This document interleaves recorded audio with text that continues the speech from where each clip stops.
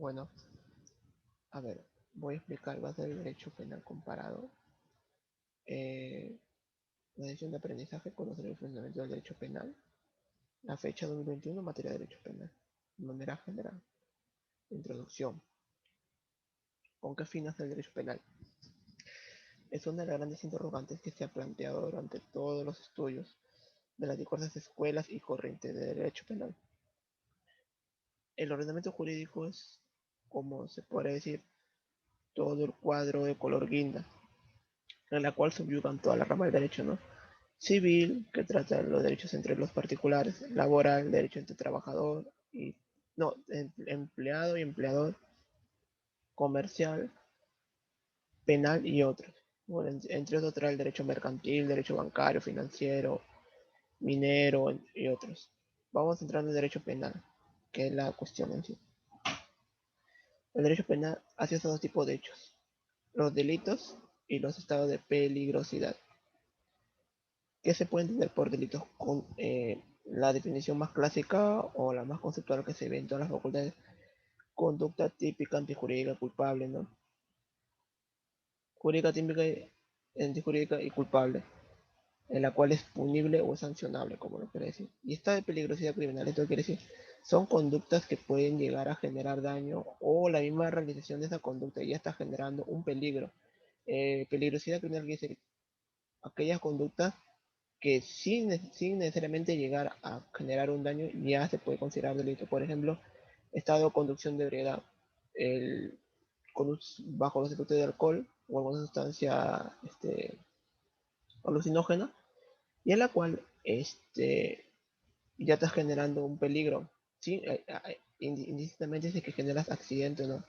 El mismo hecho de estar ya mareado y subir a un volante a manejar es un peligro. La segunda interrogante, ¿qué es lo que protege el derecho penal? A ver, vamos como el esquema lo dice acá. El delito, como ya le expliqué, afecta un bien jurídico. Ahora, como dice la universidad, ¿qué es un bien jurídico? Es aquella protección sobre los bienes materiales o inmateriales. Bienes materiales, patrimoniales. Bienes inmateriales, lo que no puede ser cuantificable en dinero, ¿no? Salud, vida, integridad, sexual, entre otros.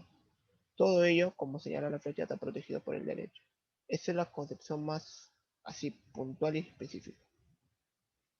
¿Cuál es la evolución histórica? En la antigüedad se practicaba la justicia propia mano o venganza privada, que era la primera etapa de la edad antigua, ¿no? El interrogante, ¿es bueno el sistema? Vamos a ver cuál es el esquema de sanción o el esquema punitivo. El hecho punible o delito, como lo quieren llamar, se le sanciona al infractor, ¿no? Obviamente era castigado, pero esta sanción era de sangre. ¿A qué me refiero a sanción de sangre? O la cual era una sanción media ruda, tosca, brutal, sin considerar derechos humanos. Y como sale la otra, de la flecha a la izquierda, control de la sociedad a través del miedo, pues obviamente si una persona es castigada por un delito de una manera muy salvaje, agresiva, obviamente cualquier persona la pensaría dos veces antes de cometer un delito. A ver, vamos a decir datos precisos. Roma, la cuna del derecho. Se aplicaba la ley del talión. En ese entonces era el máximo dispositivo legal de justicia para la época, como dice. La reflexión ¿sería conveniente aplicar en la actualidad? ¿No?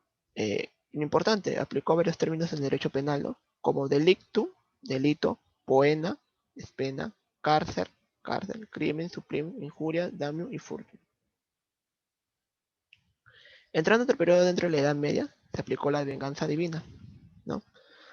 Se da claramente después de Cristo, los pueblos eran fervientes de la religión y la reflexión sería cómo era visto el delito en aquella época, ¿no? Como señala el cuadro, el delito era, ¿cómo era concebido? Un pecado que malograba la estructura psicosomática. Como se estudió en el derecho civil, la estructura psicosomática, psico-mente, somática, cuerpo y mente.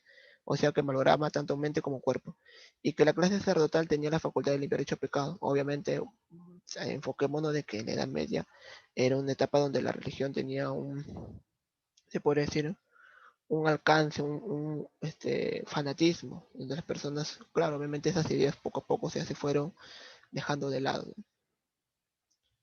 Poco después de la Edad Media, aproximadamente en 1760, llega el Código de Hammurabi. Lo bueno de que aplicaba tres criterios de diferenciación, ¿no? En los casos del delito, que era el dolo, la culpa y el caso fortuito. La crítica, la regulación era avanzada para la época, ¿no? O sea, no.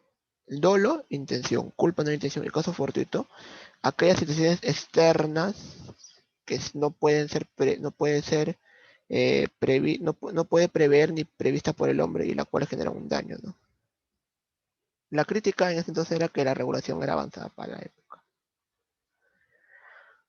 A ver, un ejemplo, ¿no? Para ver más o menos su razonamiento.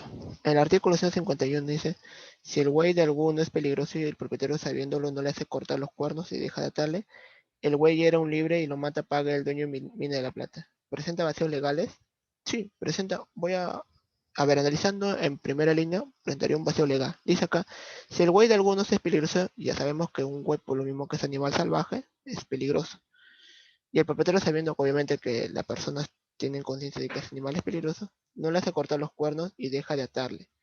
Ya, supongamos que se le corta y se le ata. Pero el güey, por la misma fuerza que tiene, sale, por lo mismo que es animal salvaje, sale, rómpela y mata. O sea, cumple con la protección el ser humano de ponerle ¿cómo le explico? Al güey tenerlo bajo cuidados para sin hacer daño, pero si este rompe los sistemas de seguridad que le hace su patrón o su dueño, ¿acaso merece pagar la media mina de plata?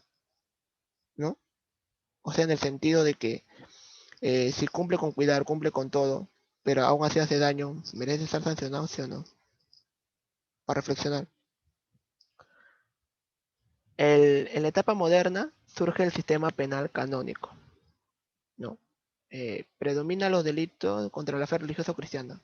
También, un énfasis, se puede decir, una rudeza con la persecución de ciertos delitos, porque el dispositivo legal era el Codex Juris Canonici de 1904 a 1917.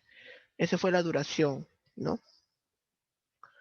Castigaba delitos contra la fe religiosa en esencia, que era la apostasia, cismatismo, herejía y blasfemia. En conclusión, los cuatro eran delitos contra la fe. Tanto la herejía como la blasfemia, delito en la cual se negaba la existencia de Dios o el seguimiento de otras culturas o religiones, o credos, como lo quiere llamar. Y la apostasia y el cismatismo también, claro. Conductas parecían más no iguales, ¿no? Pero que en esencia eh, tenían que atacar la fe religiosa y que en ese entonces era muy arraigada. Vamos al derecho penal contemporáneo, periodo científico. El derecho penal se adquirió un modelo garantista adversarial. Garantista adversarial en el sentido de que eh, da el derecho de réplica adversarial porque le da tanto al que acusa como al que se defiende. Tiene una influencia clásica. Es un periodo de humanización, como dice el cuadro, porque eh, tenía dos conceptos marcados, las penas y los derechos que tienen los investigados. El origen doctrinario de la sanción. A ver, el primer sector de la prevención dice que hay una prevención general y una prevención especial. La prevención general se da a la cuestión de la dogmática, de todo ello, y la teoría de prevención especial es posterior a ello. Sector teoría de la expresión tiene un carácter filosófico religioso. ¿Por qué? Porque proponía de que los delincuentes eran personas que no se podían cambiar, por ende tenía que ser castigado. Pero claro, obviamente hoy en día esos castigos son inhumanos, son un poco rudos, un poco, se puede decir, al avance que tenemos ya no son de acuerdo a la época. La teoría de la expresión, claro, en constitución de retribución al menoscabo o violación del derecho, aplica, como lo expliqué, la represión o violencia. No existe resolución, o al menos no es su finalidad, claro, como se lo expliqué en la anterior diapositiva. Son rudos, o sea, por ejemplo, si una persona mata, tiene que ser matada, o sea, nunca se preocupó por resocializar o tratar de rehabilitar al delincuente, o al menos no era la finalidad o no estaba prevista. Las escuelas de derecho penal, de manera mundial, tocaré la más conocida, la más concreta, porque dentro de la doctrina hay como 45 escuelas de derecho penal.